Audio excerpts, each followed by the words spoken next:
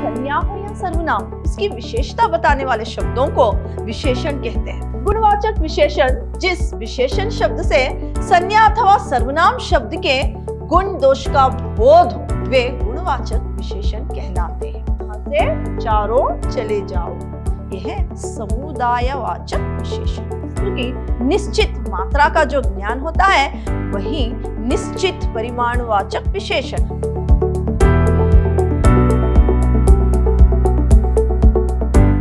प्रणाम, मैं Rihanna yes, अति उत्तम विद्याश्रम की हिंदी प्रवक्ता। मेरे बीबीए के फर्स्ट सेमेस्टर के जितने भी विद्यार्थी हैं, आज मैं आपको जो यूनिट 4 के अंतर्गत आपको व्याकरण है उसमें आपको विशेषण के बारे में आज मैं आपको जानकारी दूंगी। विशेषण संज्ञा अथवा सर्वनाम शब्द की विशेषता, संज्ञा हो या सर्वनाम, इसकी जो विशेषता है, जो इसके गुण है या उसके दोष या संख्या यानी परिमाण आदि बताने वाले शब्द विशेषण कहलाते हैं। यहाँ पर देखिए, जो संज्ञा हो या सर्वनाम उसकी विशेषता बताने वाले शब्दों को विशेषण कहते हैं। संज्ञा या सर्वनाम के दोष या गुण या संख्या या परिमाण हो सकता है, इसलिए जो बताते हैं ऐसे शब्दों को विशेषण कहा जाता है।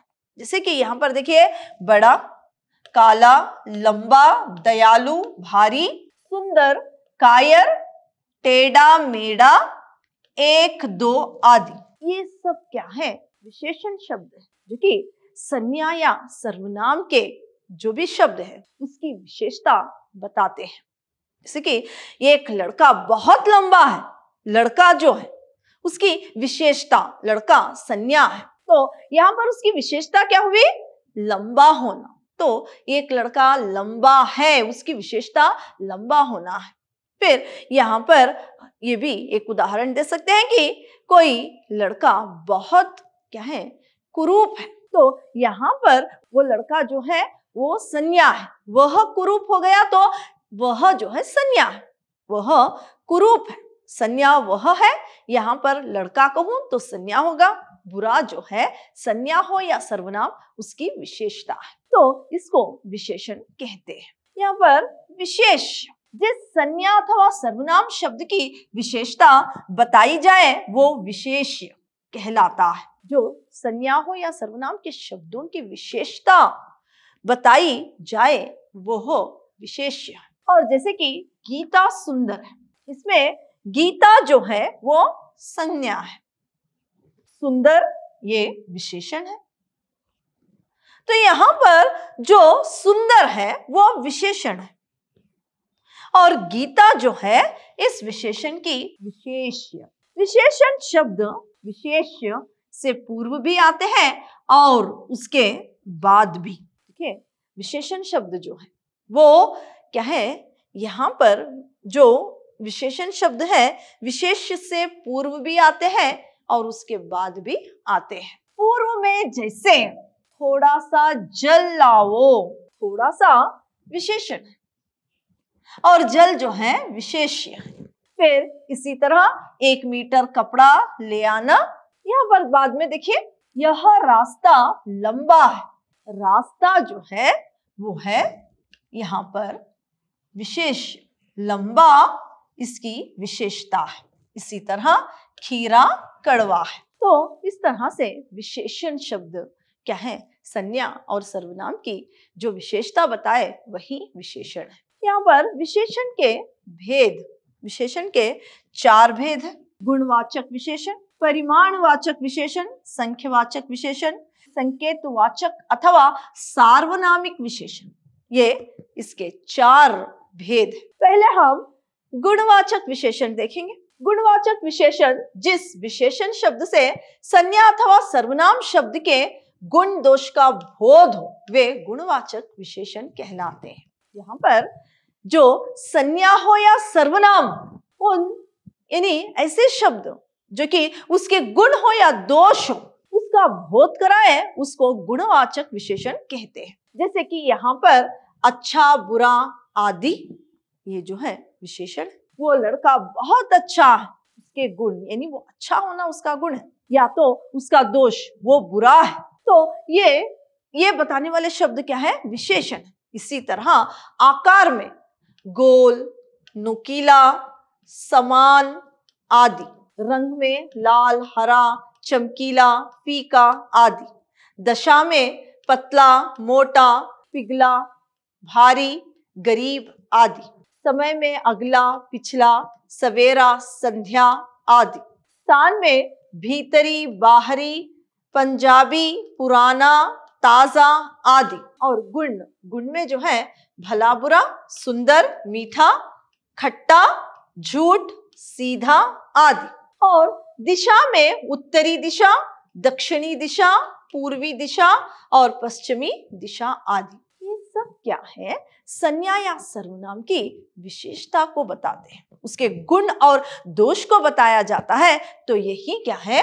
गुणवाचक विशेषण है। आगे हम देखेंगे परिमाणवाचक विशेषण। परिमाणवाचक विशेषण जिन विशेषण शब्दों से संज्ञा या सर्वनाम की मात्रा अथवा नाप तोल का ज्ञान हो, वे परिमाणवाचक विशेषण कहलाते हैं। जिस विशेषण शब्दों से संज्ञा या सर्वनाम की जो माप तोल है उसका ज्ञान करवाए, उसको बतलाए, उसको हम परिमाणवाचक विशेषण कहते हैं। तो परिमाणवाचक विशेषण के दो उपभेद हैं। इसके अंतर्गत दो भेद है, निश्चित परिमाणवाचक विशेषण, अनिश्चित परिमाणवाचक विशेषण। निश्चित परिमाणवाचक विशेषण जिन विशेषण शब्दों से वस्तु की निश्चित मात्रा का ज्ञान, वस्तु की निश्चित मात्रा का जो ज्ञान होता है वही निश्चित परिमाणवाचक विशेषण।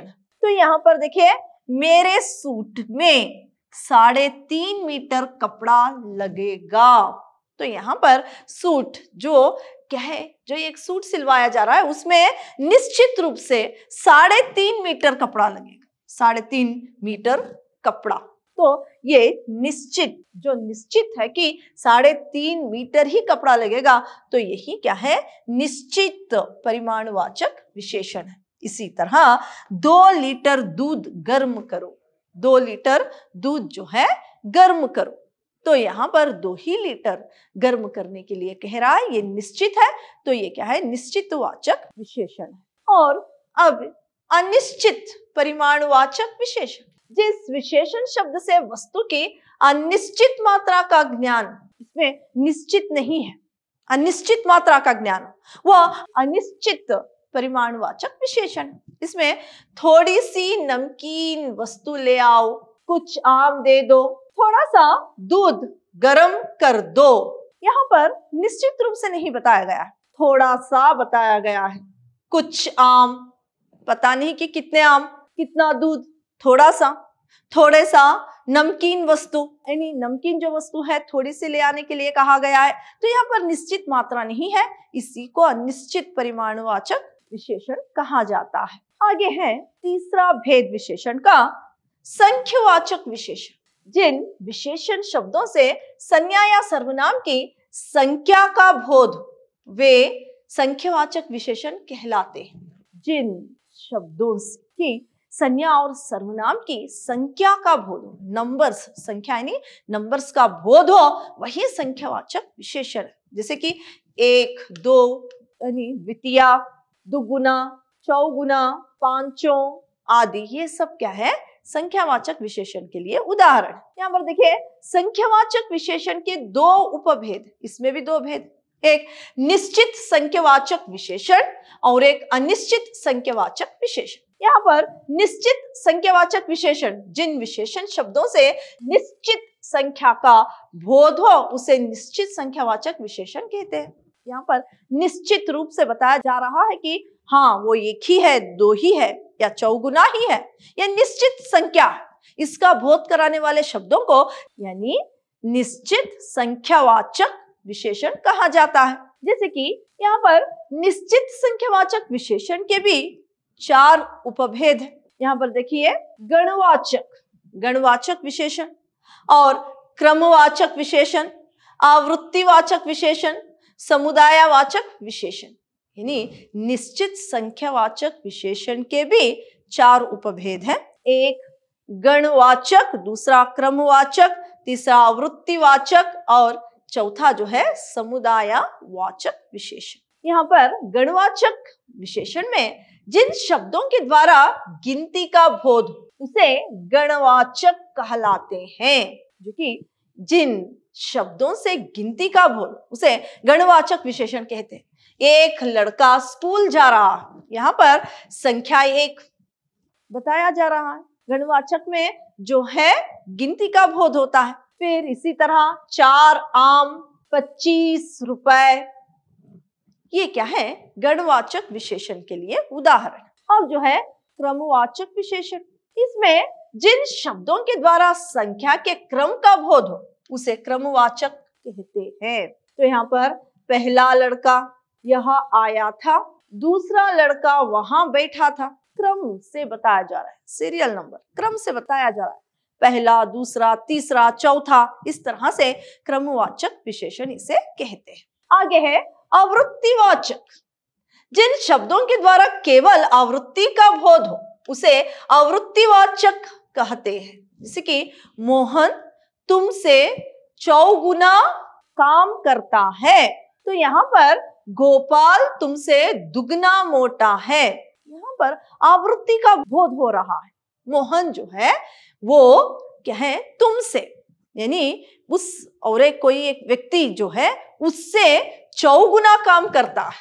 4 गुना काम करना, ये आवृत्तिवाचक है। और इसी तरह गोपाल तुमसे दुगना मोटा है, दुगना मोटा है, ये क्या है? ये आवृत्तिवाचक विशेषण। और आगे देखिए समुदायवाचक विशेषण, जिन शब्दों के द्वारा केवल सामूहिक संख्या का बोध उसे समुदायवाचक कहते हैं। जैसे कि तुम तीनों, यहाँ पर क्या है? ये एक ग्रुप का पता चल रहा है, यानी यहाँ पर समूह का जो है पता चल रहा है। यहाँ से चारों चले जाओ, यहाँ से चारों चले जाओ, यह है समुदायवाचक विशेषण। आगे जो है यहाँ पर जो कि है संख्यावाचक विशेषण में निश्चित संख्यावाचक विशेषण हमने देखा, उसके अंतर्गत जो 4 उपभेद है उसे देखा। अब जो निश्चित संख्यावाचक विशेषण का जो दूसरा भेद है अनिश्चित संख्यावाचक विशेषण, इसको हम देखेंगे। जिन विशेषण शब्दों से निश्चित संख्या का बोध ना हो उसे अनिश्चित संख्यावाचक विशेषण कहते हैं।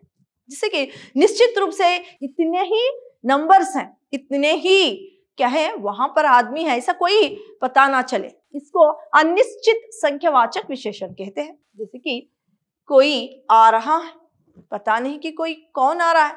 कुछ बच्चे पार्क में खेल रहे हैं, पता नहीं कि कितनी संख्या में, वो कितने संख्या है वहां उस बच्चों की, तो यहाँ पर पता नहीं कि कुछ बच्चे वहां पर खेल रहे हैं, ये अनिश्चित संख्यावाचक विशेषण।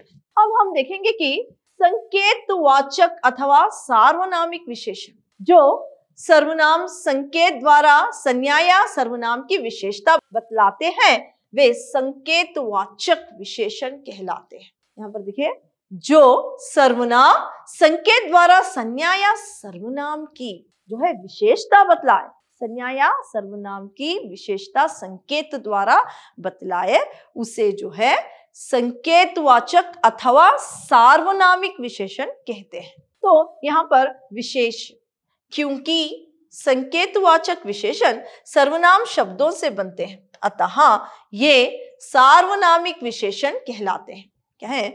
संकेतवाचक विशेषण सर्वनाम से बनते हैं, इसीलिए इसको सार्वनामिक विशेषण भी कहा जाता है। इन्हें निर्देशक भी कहते हैं, इसको निर्देशक भी कहते हैं। तो आज मैंने आपको विशेषण और विशेषण के जो प्रकार हैं उसके बारे में मैंने जानकारी दी है। अगली कक्षा में यूनिट 4 के अंतर्गत ही व्याकरण के कोई और विषय पर बात करेंगे। धन्यवाद।